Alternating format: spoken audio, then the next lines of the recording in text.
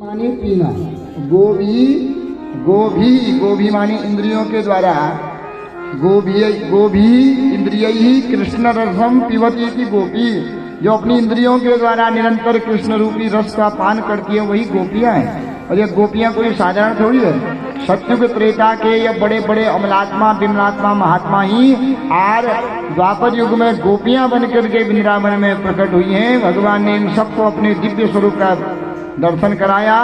सब योनि से मुक्त होकर के भगवान के दिव्य धाम को चले गए। तो भगवान की जो लीला समाप्त हुई, भगवान अपने घर में गए। एक दिन नंद बाबा सभी बाल बालों को लेकर के वन में गए, वन भोज किया। रात्रि हो गई तो वहीं रह गए, वहीं सो गए। तो रात्रि में एक भयंकर सर्प नंद बाबा को निकलने लगा। जब आधा नंद बाबा को निकल लिया तब नंद बाबा को होश आया, अरे मुझे सर्प ने खा रहा है। हल्ला किया, कोई लकड़ी से मारे, कोई मुष्टिका से मारे, कोई लात मारे, और सर्प पर कुछ नहीं। भगवान उठे और जैसे ही एक मुष्टिका मारी, सर्प योनि से मुक्त होकर के वो एक दिव्य पुरुष बनकर के भगवान की स्तुति करके दिव्य धाम को चला गया। राजा परीक्षित कहते, महाराज ये दिव्य पुरुष सर्प कैसे बन गया, किसके श्राप से सर्प बना है? आज भगवान ने मुक्त कर दिया। महाराज पूर्व जन्म बताओ। सर्प उवाच, तो कहते हैं, अहम विद्याधरः कश्चित् सुदर्शन इति श्रुतः श्रिया स्वरूप संपत्त्या विमाने नाचरः दिशः ऋषीन् विरूपान् अंगिरसः प्राहसं रूपदर्पितः तैरिमां प्रापितो योनिं प्रलब्धे स्वेन पाप्मनः। यह क्या है? पूर्व जन्म का विद्याधर है। 8 प्रकार की योनियां होती हैं। कोई मरने के बाद कोई भूत बनता है, कोई प्रेत बनता है, कोई पिशाच बनता है, कोई गंधर्व बनता है, कोई किन्नर बनता है, कोई विद्याधर बनता है, कोई अप्सरा बनते हैं, कोई देव योनि में जाते हैं। तो अलग अलग योनियां होती हैं। तो पूर्व जन्म का विद्याधर है, जिसको विद्या बहुत है, विद्या का अहंकार है। तो एक विमान पर बैठ के जा रहा था, देखा एक जगह अंगिरा गोत्र के कुछ ब्राह्मण लोग भगवान की पूजा कर रहे हैं, पर दिखने में कैसे हैं? काले हैं, एकदम काले हैं। किसी के मुख में दाना है, किसी के पीठ में दाना है, बड़े कुरूप हैं। और लेकिन भक्ति से भगवान की स्तुति करते हैं, पूजा कर रहे हैं। तो ये वहां जाकर के हंसने लगा, हाँ महाराज बड़ा सुंदर आपका स्वरूप है। उनको चिढ़ाने लगा। तो उन्होंने कहा, यह स्वरूप बनाने वाला कौन है? स्वरूप तो भगवान का दिया हुआ है। किसी को घोड़ा बना दिया, किसी को काला, किसी को लंबा, किसी को छोटा। और भगवान की दी हुई वस्तु क्या होती है? प्रसाद होता है। तो जो दे रखा है हम तो उसमें संतुष्ट है। तुमको हमारे शरीर की इतनी जो है अवहेलना कर रहे हो, निंदा कर रहे हो, तो हम तुम्हें श्राप देते हैं, जाओ तुम सर्प बन जाओ। तो महाराज उनके श्राप से मैं सर्प बना। आज आपके दर्शन होकर के मैं इस सर्प योनि से, अजगर योनि से मुक्त होकर के जा रहा हूँ। तो चला गया। भगवान अपने वृंदावन में आए। एक दिन वृंदावन में अग्नि लगी, दावाग्नि। तो सब रोते रोते कन्हैया के पास गए, कन्हैया अग्नि लग गई है, कहाँ जावें? कन्हैया कहते, चलो चलो कहाँ लगी है? सब आंख बंद करो, गोवर्धन की स्तुति करो। सबने आंख बंद करके गोवर्धन की स्तुति करी। भगवान उस दावाग्नि को पी गए। एक दिन भगवान गाय चराने गए हैं, तो शंखचूड़ नाम का दैत्य भगवान की गोपियों को परेशान करता है। भगवान कहते, दाऊ भैया तुम इन गायों को देखो, मैं देखता हूँ। तो भगवान गए और भगवान ने खेल खेल में शंखचूड़ का वध कर दिया। अब 11 साल के आज भगवान हो गए हैं। कंस 11 साल से परेशान है। देवकी का 8वां लाल मेरा काल कहाँ गया? तो नारद जी गए। नारद जी ने जाकर के कह दिया, अरे कंस, देवकी का लाल तेरा काल कहीं और नहीं, वो नंदन बन के, यशोदा लाल बन के रह रहा है। तो वो 2 हैं वहाँ, एक का नाम कृष्ण है, एक का नाम बलराम है। एक 11 साल का है, एक 12 साल का है।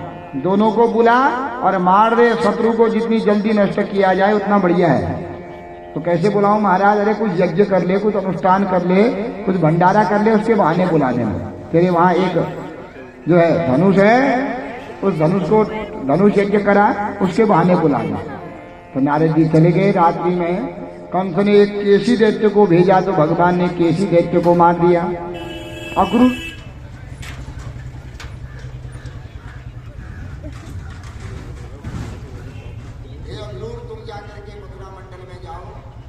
ब्रज मंडल में, तो वृंदावन में जाकर के जो नंद बाबा के वहां 2 छोरे हैं उनको बुला के लाना यज्ञ के बाद। तो अक्रूर जी कहते हैं महाराज मैं कैसे जाऊंगा, मैं नहीं जा सकता हूँ। क्यों? क्योंकि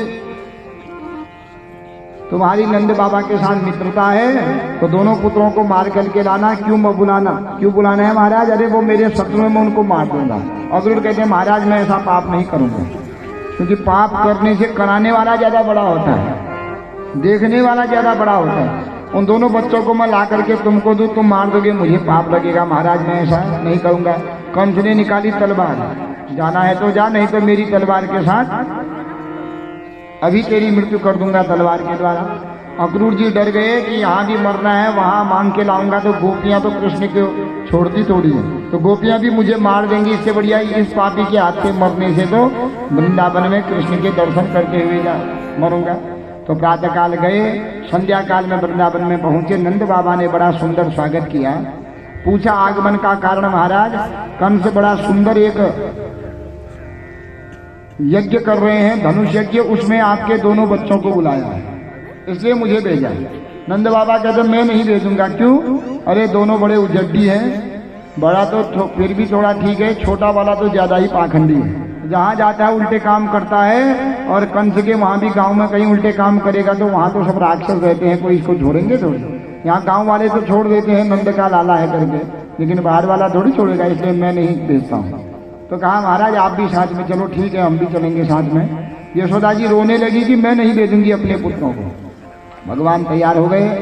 मैया से कहते मैया 3 दिन की बात है, घर में बोर हो गया हूँ, 11 साल हो गए, कभी अपने मामा के घर नहीं गया हूँ, तो आज जाता हूँ, कल को वहीं रहूंगा, परसों को आ जाऊंगा। तो मैया रोने लगी। तो भगवान तैयार होकर के रथ पर बैठ गए हैं। जब सभी ग्वाल वालों को पता चला कि कन्हैया हमको छोड़ के जा रहा है, तो दौड़े दौड़े आ गए। कन्हैया आज तक तो हमारा मित्र था, पर आज हमको छोड़ करके मामा के घर जा रहा है।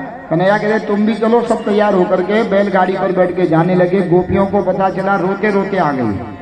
अरे कन्हैया हमको छोड़ के मत जा, तू तो हमारा प्राण है। हम सुबह तुझे देखती हैं तब जल पीती हैं, शाम को तुझे देखते हैं तब हमारी नींद आती है। तू चला जाएगा तो हमारे तो प्राण ही उड़ जाएंगे।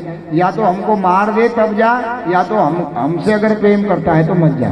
भगवान उनसे भी वही बात कहते हैं कि देवियों 3 दिन की बात है, आज जाऊंगा, कल को यज्ञ है, परसों को आ जाऊंगा। तो जब भगवान नहीं माने, रख नाचने लगे, तो गोपियां गाली देने लगी। किसको? विधाता को, ब्रह्मा को। अहो विधाता तब न क्वचित दया, संयोज्य मैत्रा प्रणयेन देहिनाम, ताश्चाकृतान्तान् विनयं च पार्थकं, विक्रीडितं तेर्भकचेष्टितं यथा। अहो विधाता, हे विधाता, तब न क्वचित दया, तेरे मन में क्या दया नहीं है? संयोज्य मैत्रा प्रणयेन देहिनाम, पहले हम अलग अलग थे, तुमने प्रेम के द्वारा हमको जोड़ दिया, एक बना दिया, और हम एक दूसरे के बिना आज नहीं रहते हैं, नहीं रह पाते हैं, तो तू कृष्ण को यहाँ से भेज दे रहा है। गाना है ना, दुनिया बनाने वाले काहे को दुनिया बनाई। तो यही ट्रांसलेट है इसका कि पहले तूने बनाया क्यों, बनाया तो मिलाया क्यों, और अब मिलाया तो तू बिछुड़ क्यों रहा है? क्या तेरे पास मन नहीं है? क्या तेरे पास तेरा घर बार नहीं है? तेरा मन होके भी तो हमको, हमारे मनों को कैसे अलग कर रहा है? तो पहले ब्रह्मा जी को खूब गाली दी विधाता को। रथ चलने लगा तो अब अक्रूर जी को गाली दे रहे हैं।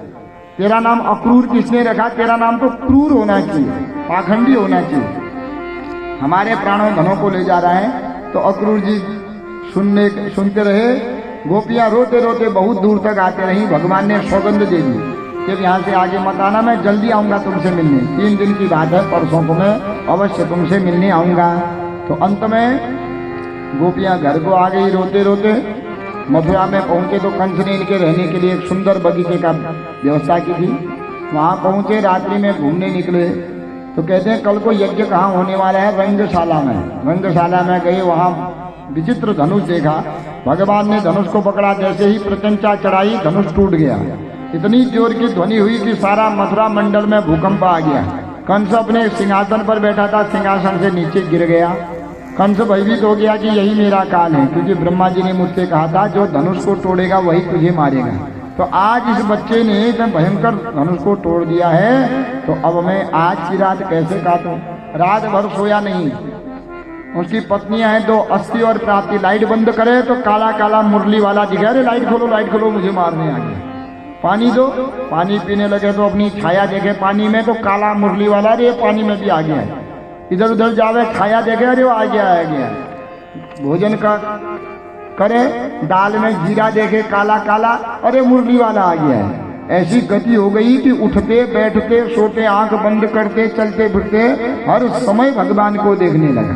तो यह भी तो एक भजन ही है भगवान का। हर समय भगवान को देखना भी क्या है, यह भी एक भक्ति है। चाहे जैसे भी भजो, वो अपना भाव है। किसी ने किसी से भजा, किसी ने काम से भजा, किसी ने क्रोध से भजा, किसी ने डर से भजा, किसी ने मोह से भजा, पर भगवान कहते मुझे भजो। जैसे भी होता है मेरा भजन करो, उस भजन के द्वारा तुम्हारा उद्धार ही होगा। भगवान का नाम क्या है? अग्नि है। अग्नि में कोई कपड़ा हम डाल दे तो वह जला देगी।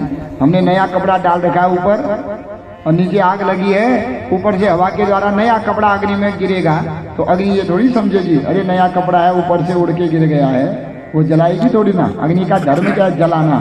इसी प्रकार भगवान के नाम का भी धर्म है पापों का नाश करना।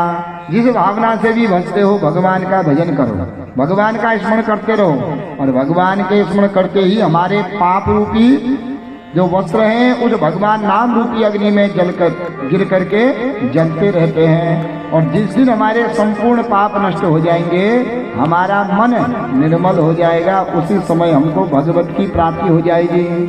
होगी कि नहीं? भगवान कहते मैं ऐसे को थोड़ी मिलता हूँ। किसको मिलता हूँ? निर्मल मन जन सो मोहि पावा। निर्मल